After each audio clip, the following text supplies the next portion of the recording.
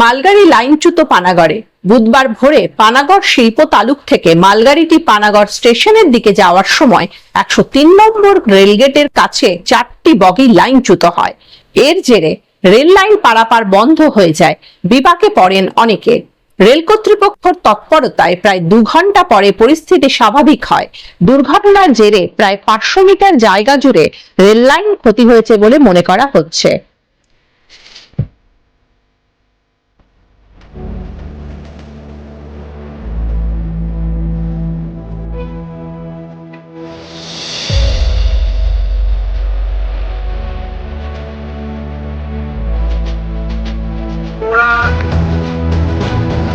থেকে খারাপ হয়ে পড়ে। এই একইভাবে দাঁড়িয়ে রয়েছে। তো যাতায়াত কিভাবে করছে? যাতায়াত ওই রন্ডিয়া মোড় হয়ে ঘুরে যাচ্ছে। অনেকটা কি এই সরাচ্ছেও না কিছুই না? আগে ইঞ্জিন আসুক, দেখো কি হয়, তারপর আপনার নামটা? নাম ইয়াসিন শেখ।